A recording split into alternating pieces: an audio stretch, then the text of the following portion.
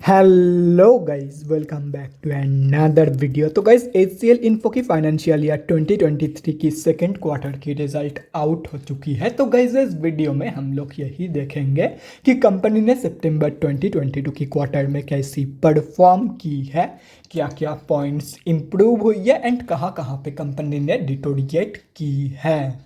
और कंपनी की फंडामेंटल्स भी चेक करेंगे और समझेंगे कि क्या ये कंपनी पैसे लगाने लायक है या नहीं। एंड उसके साथ साथ हम लोग कंपनी की टेक्निकल्स के बारे में भी डिस्कस करेंगे।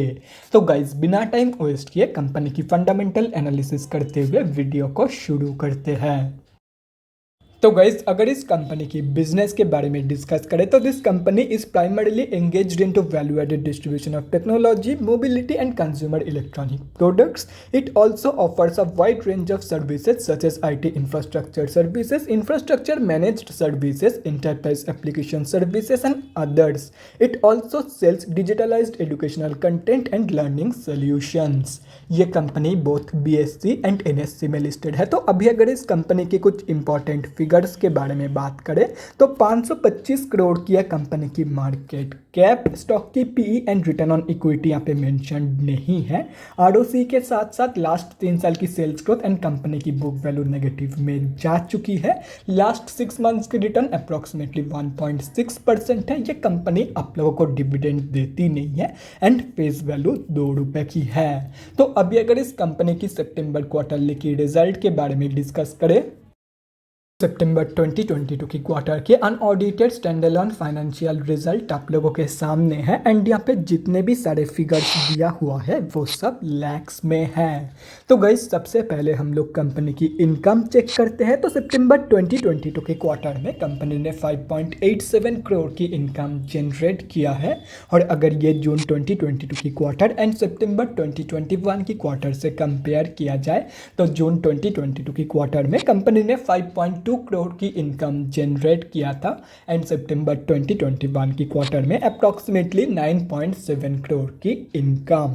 तो ईयर ऑन ईयर बेसिस पे तो कंपनी की जो इनकम ग्रोथ है वो नेगेटिव में जा चुकी है, लेकिन क्वार्टर ऑन क्वार्टर बेसिस की जो इनकम ग्रोथ है वो नेगेटिव में तो नहीं गई है, लेकिन वो ऑलमोस्ट फ्लैट निकल के आ रही है। मतलब कंपनी की जो इनकम ग्रोथ है वो ना के बड़े बड़े क्वार्टर ऑन क्वार्टर बेसिस पे। तो अभी अगर इस कंपनी की नेट प्रॉफिट मतलब प्रॉफिट आफ्टर टैक्स के बारे में डिस्कस करें तो सितंबर 2022 की क्वार्टर में कंपनी ने अप्रॉक्सीमेटली 10 करोड़ की लॉस पोस्ट किया है। जून 2022 की क्वार्टर में कंपनी ने अप्रॉक्सीमेटली 10 करोड़ के आसपास की ही लॉस पोस्ट किया था एंड सितंबर 2021 की क्वार्टर में अप्रॉक्सीमेटली 3 करोड़ की प्रॉफिट। तो कंपनी की जो प्रॉफिट ग्रोथ है वो both year on year basis पे and quarter on quarter basis पे नेगेटिव में जा चुकी है। एंड अगर आप लोग एक चीज़ नोटिस करोगे यहाँ पे तो कंपनी की जो प्रॉफिट के फिगर्स है वो धीरे धीरे नेगेटिव में जा रही है। मतलब यहाँ पे बेस्ट फिगर जो है वो है सितंबर 2021 की क्वार्टर की, उसके बाद आती है जून 2022 एंड एंड में आती है सितंबर 2022। मतलब अगर ऐसे ही चलती रही तो कंपनी दिसंबर क्वार्टर में इससे भी ज़्यादा लॉस देने वाली है। और रही बात कंपनी की EPS की मतलब अर्निंग्स पर इक्विटी शेयर की, तो जो कंपनी की EPS की ग्रोथ है वो भी कंपनी की प्रॉफिट ग्रोथ की तरह ही both year on year basis पे and quarter on quarter basis पे नेगेटिव में जा चुकी है। एंड प्रॉफिट की तरह ही इस कंपनी की जो EPS की वैल्यूज है वो भी धीरे धीरे रिड्यूस हो रही है, जैसे कि यहाँ पे आप लोग देख सकते हो। तो अभी अगर ओवरऑल देखा जाए तो सितंबर 2022 की जो रिजल्ट है वो बहुत ही ज़्यादा वीक निकल के आई है। कंपनी ने टेक्निकली एक ही जगह पे पॉजिटिव ग्रोथ दिखाई है एंड वो ग्रोथ भी ना के बड़े बड़ी है, लेकिन पॉजिटिव ग्रोथ दिखाई है एंड वो है क्वार्टर ऑन क्वार्टर बेसिस की इनकम ग्रोथ। बाकी हर एक जगह पे कंपनी ने नेगेटिव ग्रोथ ही दिखाई है। तो ओवरऑल जो रिजल्ट है वो बहुत ही ज़्यादा वीक निकल के आई है एंड कंपनी ने बहुत ही ज़्यादा वीक परफॉर्म की है इन सितंबर 2022 के क्वार्टर। तो अभी अगर इस कंपनी की बैलेंस शीट की हेल्थ के बारे में डिस्कस करें तो हाफ ईयरली बेसिस पे कंपनी की रिजर्व के साथ साथ डेट भी रिड्यूस हुई है, लेकिन अगर देखा जाए तो डेट स्लाइटली ज़्यादा रिड्यूस हुई है फॉर्चुनेटली कंपेयर टू कंपनी की रिजर्व। मतलब बैलेंस शीट की हेल्थ इंप्रूव हुई है ऑन हाफ ईयरली बेसिस। लेकिन अगर ओवरऑल देखा जाए तो डेट कंपनी की जो है वो अप्रॉक्सीमेटली 355 करोड़ की है एंड कंपनी की जो रिजर्व है वो नेगेटिव में जा चुकी है। तो ओवरऑल जो बैलेंस शीट की कंडीशन है, बैलेंस शीट की हेल्थ है वो बहुत ही ज़्यादा वीक निकल के आ रही है। है। तो अभी अगर इस कंपनी की कैश फ्लोज के बारे में डिस्कस करें तो कैश फ्लोज की जो कंडीशन है वो डिटोरिएट हुई है इन फाइनेंशियल ईयर 2022। तो FY 2021 में कंपनी के पास नेगेटिव 16 करोड़ की कैश फ्लोज मौजूद थी, जो कि अभी डिटोरिएट होकर नेगेटिव 17 करोड़ की हो चुकी है। तो ओवरऑल जो कैश फ्लोज की कंडीशन है वो बैलेंस शीट की तरह बहुत ही ज़्यादा वीक निकल के आ रही है। और रही बात कंपनी की शेयर होल्डिंग पैटर्न की, तो गाइस सितंबर क्वार्टरली की शेयर होल्डिंग पैटर्न आप लोगों के सामने है। तो सितंबर की क्वार्टर में आप लोग देख सकते हो कि प्रमोटर्स की होल्डिंग अनचेंज्ड है, बाकी DIIs ने सेलिंग करी है।